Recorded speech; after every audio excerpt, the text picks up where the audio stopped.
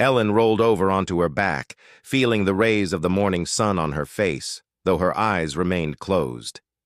She snuggled against Dave, savoring his warmth. She'd had a lot to drink the night before, her mouth was as dry as Death Valley, and she had a terrible urge to go to the bathroom, but she didn't feel like getting up. God, what a night! They must have been at it for 2 hours or more.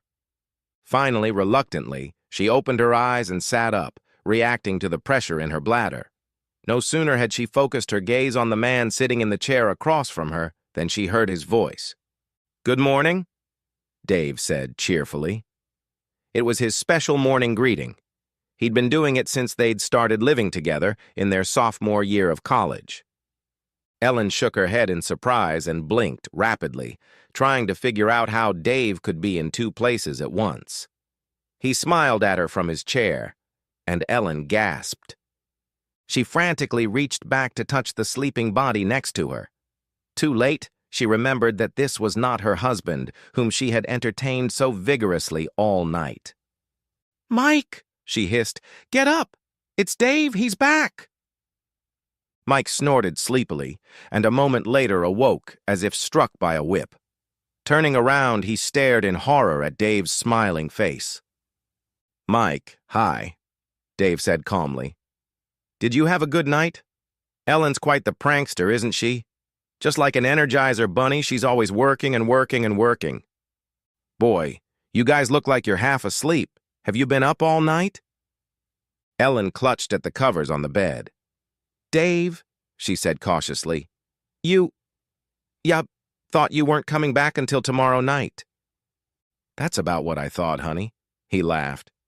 "Hell, you wouldn't have left that bastard overnight if you'd known I was coming home tonight. You're usually pretty careful about that, aren't you? But as it happens, the job in Cincinnati took a lot less time than we anticipated. And here I am," he said cheerfully. "So, Mike," Dave continued, "haven't seen you in a while. How's your son Andy doing? Is his work on the software still going well?" Mike didn't answer anything. Instead, he watched Dave intently, trying to pick up his boxers from the floor beside the bed and put them on. Ellen was still too stunned to speak. Watching Mike, Dave laughed and said, "There's no point in trying to get out of here now, Mike. You're practically dead, and there's nothing you can do." He pulled out his cell phone and pressed a button, and a minute later said, "Hi, Barbara. Yes, it's just like I said. Why don't you come in? The front door is open." For about 20 seconds, Dave continued to sit, smiling in his chair, while Ellen stared at him in horror, and Mike rummaged wildly through his pants. When Barbara burst into the room, she went straight for Mike. "Motherfucker!" she shouted, angrily pouncing on him with a large bag.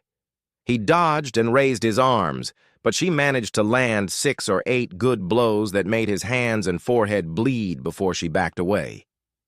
"Don't you dare even come home, you piece of shit!" she shouted. "My brothers will drop your shit off at your parents' house this weekend, and until then you can keep wearing what you put on so you can come here and sleep with your whore. Maybe borrow her thong panties if you need a change of underwear." She turned to Dave, her angry expression softening, and she said, "Thanks again, Dave, and I'm sorry." "It's not your fault, Barb," he replied. She kissed him on the cheek and headed back down the stairs. Mike hung his head, tears welling up in his eyes. "God, what am I going to do now?" he muttered. Ellen grabbed her robe and rushed into the bathroom, avoiding Dave's gaze. She slammed the door behind her, and a moment later the sounds of a shower were heard. "Well, Mike, I think you should get dressed, get out of here, and get to work. Though I'm guessing you don't really want to. You probably don't feel very awake.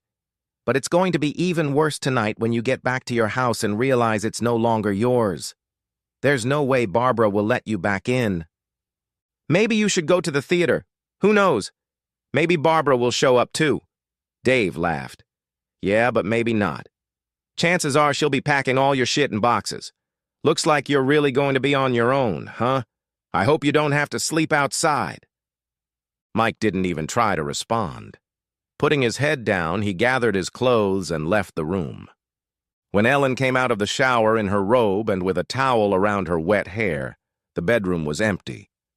She walked down the stairs and timidly entered the kitchen where Dave was sitting at the table with a cup of coffee and a plate of scrambled eggs and toast. He set the cup of coffee down for her as well. She sat down and looked at him mournfully. "Dave, I'm so awful." "It's all right, Ellen, really. What a day, huh?" Dave laughed merrily. Confused, she shook her head slightly. "No, Dave, I'm sorry. I'm so ashamed that you found us like this." Silence. Unable to bear it any longer, she asked in a tiny voice, "What are you going to do?" He laughed. "Yeah? Nothing, Elle. It's certainly not up to me. How about you, though? What are you going to do to fix it? Got any great ideas?" "No, but... can I try to explain? I know it's awful, but..." She paused, shuddering slightly. She sipped her coffee. "But it was the first time, I swear. You were away and I went shopping, met Mike in town, we had tea, and then..." "Stop!" shouted Dave, raising his hand, and all cheerfulness suddenly vanished. And then, calmer already, "Just don't, okay, Al? Spare me this nonsense. I've known about you and that scumbag for over 6 weeks now." She sighed but said nothing. "It was a beautiful day, early May. I was feeling just fine, but suddenly I couldn't stand being in the office, so I went out and walked around town for an hour. I was on the path that goes past the old double-day school, and there you two were, on a blanket in a little clearing in the woods." Dave made a grimace and pulled out his phone. "Want to see pictures?" Ellen only shook her head, staring at the table.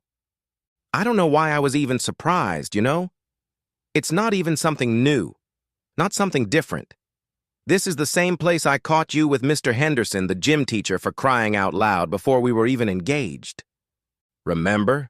You told me he was just teaching you how to do somersets, except your skirt was up, your boobs sticking out of your shirt?"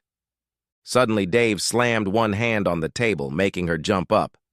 "You couldn't even find another place to mess with me?" He stood up and started pacing, holding his cup in his hands. "I can tell you one thing. That was the first day, the very first day in 6 years, that I stopped feeling stupid about that prenup my father insisted on. He saw right through you much better than I did." And now... Dave's smile returned, though his eyes narrowed. "Everything will be all right now, I think. I'll be out of here in a few hours with my stuff, and the apartment will be yours. I hope you can handle the mortgage and utilities alone, Elle. I'm moving into a nice little apartment downtown, close to work, where everyone you see has lots of energy, lots of events. You get a chance to meet new people." Pulling out his phone, he pressed the button again and waited a minute. "Hi, Rita. It's me. Yeah, everything's all set. I'll see you in about half an hour. Yes, save a parking space for me, thank you. Thank you. And you're beautiful. Bye." Ellen was already sobbing, frustrated. "Oh, Dave, I'm so sorry I've been such an idiot. I don't know what to say to you." "I don't know what you could say, Elle." He then pulled on his coat and checked his pockets for his wallet and keys. Turning, he took a large envelope from the microwave lid and placed it on the table in front of her. Leaning over, he touched her cheek almost gently with his hand.